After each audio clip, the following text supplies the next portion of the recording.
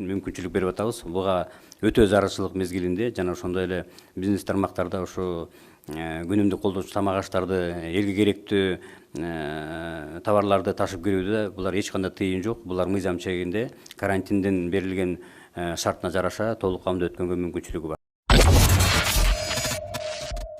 Мына бүгүндөн баштап областтардын арасындагы, кээ бир райондордун арасындагы жана чоң ушул Бишкек жана Ош шаарларыбыздын тегерегинде блокпост эмес. Бул жерде санитардык карантиндик посттор. Ар бир жараныбызды текшерип, башка райондон, башка областка баратканда акыбалын текшерип туруп жиберебиз. Анан бул жерде да түшүнүш керек. Сөзсүз түрдө мындай кыймыл аракетти да колдон келишинче урматтуу мекендештер кыскартсаңыздар. Зарылчылык болбосо, ден соолукка байланыштуу болсо, же болбосо турмушка зарылдуу болсо анда түшүнөбүз. А бирок конокко бармай, тойго бармай, бирөөнүн барып акыбалын сурап келем, учурашып келем деген кыймыл аракеттин баарын токтотуш керек. Муну да биз катуу көзөмөлгө алабыз. Бирок бул жерде көбүнчөсү ушул өзүңөрдүн жарандыгыңарды тастыктаган документтер жаныңарда болсо, жаныңарда болуп калыптыр деп анан кийин ал жерде жанагындай туура эмес пикирди жаратпай, ошол документтердин баары жаныңыздарда болуш керек, урматтуу мекендештер. Кызамык карантин облустук оорукананын кабыл алуу бөлүмү экен. Ассаламу алейкум. Уруксатпы? Кабыл алуу бөлүмүнөн экен. Биз регион телеканалынан Атын Өткүрбек, журналистпиз. Бүгүн жана WhatsApp'тан бир маалымат тарады эле. Облустук ооруканада тиги дарыгерлер кызматын таштап, оорудан кооптонуп, эч нерсе жок болгон үчүн бардыгы кетип калып атышат. Паника болуп атат, ызы-чуу болуп атат деп. Ошондой болуп атабы экен, чындап эле же жокпу деп келдим эле да. Сиз ушул жерде иштейсизби? Ооба, мен ушул жерде иштейм. Бул кабыл алуу бөлүмүндө иштейсиз, э? Ооба, кабыл алуу бөлүмүндө иштейм. Кандай болуп атат? Иштер жакшы эле болуп атабы же? Жакшы. Кызматтан кетип калгандар, ызы-чуусу болгондор? Андай болгон жок. Кызматтан эч ким кетем жеген жок. Бүгүн суткадан отурабыз, иштеп атабыз. Эч кандай сөз болгон жок бизде. Андай сөздөр каяктан чыгып атат анда дейм да. Сиз ким болуп иштейсиз? Айдоочусузбу? Сиздер жактан Жок, мен азыр вузуктан келдим, эч кандай жок. Томас Песке. Сиз да бул жерде иштейсиз, э? Дарыгерсизби? Медсестрасы. Ушул жерде ошондой бүгүнкү жана WhatsApp'тан тарагандай болбоду, жалганбы, чынбы деп келди керек да. Иштеп жатабыз, же андай ишти таштайбыз деген эме болгон жок. Ал каерден тарап турат? WhatsApp'тан келип азыр элдин көпчүлүгү ким таратканын издеп атышат азыр. Издеп атышат. Больнойлор келип, прокурорчу больнойлор келип сурап атат, алардын консультациясына болгон жерге жөнөтөбүз. Сен андай бара берген эме болгон жок, жакшы бар жок. Кадимки шарт эле болуп атабы жумуштар?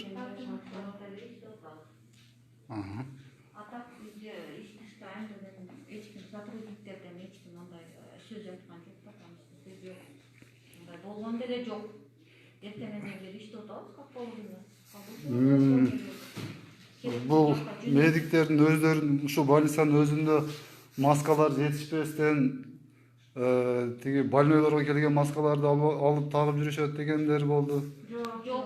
Сиздерде мындай бир жетишпей аткан бир нерсе болуп атабы бул жерде? Жок, бизге мурдан дайындалган ошолорду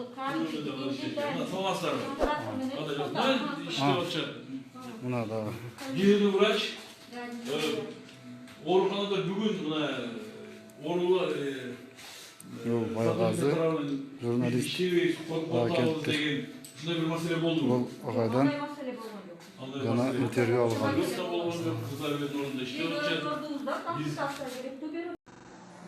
Мен Шайкулов Кубанычбек Карыбекович 1980 жылы 26 февраль Жалал Абад областынын Жалал шаарында туулганмын. Жалал шаарынын тургуну боламын. Тулпа тайшылуу кызматында тайшыл болуп иштейм. Бүгүн 21 март 2020 жылы WhatsApp түйүндөрү аркылуу өзүмдүн уюлдук телефонундан Орто Азия жана Благовещенка айылдарынын отцеплениясына чыгып кеткен больнойлорду качып чыгып келип, больницага келип, шаардык ооруканада врачтарды тополоң салды. Maskalar yetişpeydi, dard-darmekler yetişpeydi, spes formalar yetişpeydi. Vraçlar бүт ишин тополонуп, ишин тыштайбыз деп таратқан маалыматтын бардыгы жалган. Булар чындыкка дал келбеген маалымат. Мен ошол себептен Кыргыз элинде кечирим сураймын. Жалал Абад шаарында абал тыптынч, туруктуу, эч кандай байлоолор качкан эмес. Жалган маалымат бунун бардыгы. Мен жалган маалымат тараткандыгым үчүн Кыргыз элинден катуу кечирим сурайм. Кыргыз эли мени кечирип койгула. Men hazır Kırgız prezidentine, Kırgız'ın primer ministerine, Kırgız'ın parlamentine hayırlı edelim. Buna biz öz gücümüz bilen gelgen bu Kırgız'ın apaların emnege çegeranı cevap duruş çengemizdi kaldırıp var.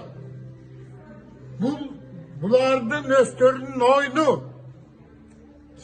Usul emeni açıp çeçip pisti. Buna bu hocam da 60 ay alırken alıp gitmeyin normalde kılıp. 80'din 16'sı getip kaldı. He. Anam. Aytpagan demez. Aytış gerek şunun var. Anam bizden de bilmem ben. Düşünmeye duram usularga. Usunun barın bu. Çoğlarda karaş gerek. Çeçiş gerek. Bu bayağı televizyon iş emez. Bu degen hükümetin, parlamentin, Kırgız elinin işi. Biz BK Cırgağan'dan gelgen yokuz. Biz bizende apalar ağlamdı. Buna görsetet, tanıtat degen programa menen östörü gelgen. Beni kaldırıp koymayı alıp getişsin. Bizden suranış buna. Қазақстан, Россия сияқты мемлекеттердің шекарасы ашық екен. Сырттан келген өзінің атуылдарын, қырғыз атуылдарды өздерінің границасына киргизип атыптыр. Бұл жерде Қырғызстандың ешқандай шығымы жоқ. Қырғызстанның самолеті емес, Турцияның өзінің біз келген самолет Pegasus деген компанияның самолетында киргизбей атат. Шекараны ашып қойса эле бұл жердің түрк эли бизди кайра Елім қаншаға чейін ұшынша уара қылып келесіңер. Ким қаяқты қарап отырады деген ой болып атады да. Біз бұл жерде шайыр апалардан 80 кіші келді келек. Турпутевка менен Турцияға. Bir күнге қалған өз қаражатымыз менен, өз үстін емгегіміз менен 5 жылдық кастингтен өтіп, анан эми ағалам адам апалар ағалам қыдырып деп келгенбіз. Онай азыр қыдырып бүтіп кетелі дегенде біздің шекараны жаап қойып тұр. Қандай деген ойдасыңар? Біздің еліміз сыртта қалдыбы, іште киши барбы, бюро сүйлөшүп туруп андан кийин жаппайсыңарбы? Качан болсо ушундай чечим чыгарасыңар да, ушунун асабын эл журтуңар тартып атат. Бул силердин ишиңерби же ишиңер эмеспи? Биздин балдарыбыз, биздин неберелерибиз иштеген ишибиз калды. Сен кандай ойлойсуңар? Биз 60-тан ашып 80-ге барып калган апалар экенбиз. Баарыбыздын ден соолугубуз жаман. Биз өзүбүздүн дарыбызды, өзүбүздүн шартыбызды 8 күнгө даярдап келгенбиз. Биз 2 ай, 3 ай бир жерде тура албайбыз да. Бизди ким багат? Ойлоносуңарбы деги акыркы күндөр? Же дайыма ушундай ызылдак менен жашайбызбы? Ойлонгула. Кеч эмес. Эгерде ушул 60 апанын бирөөсү кырсыктап калса, ушул жерде калып калган болсо, анда ким жооп берерин жакшылап ойлонгула. Биз силер кишилер, силерге Кыргыз мамлекетин желегин көтөрүп алып келгенбиз. Кыргыздын ыйдап алып келгенбиз. Кыргыздын салтын көтөрүп алып келгенбиз. Биз да тарыхыбызды, салтыбызды, үрп-адатыбызды жайылтайын деп жүргөнбүз элге. Тааныштыралы деп жүргөнбүз. Бизден эмне күнөө кетти силерди чегараны жаап, энелерди, аталарды киргизбей койгондон? Ойлонбойсуңарбы? Биз секелек кичинекей кыздар эмеспиз. Айтышкандар айтчу жерлер дагы. Биз өзүбүз мына жерден кайрылып жатабыз. Кечигип кала электе, апаларыңар ооруп кала электе, чекесинен өлүп кала электе эртелеп киргизип алгыла. Булар силерге чоң уят болду.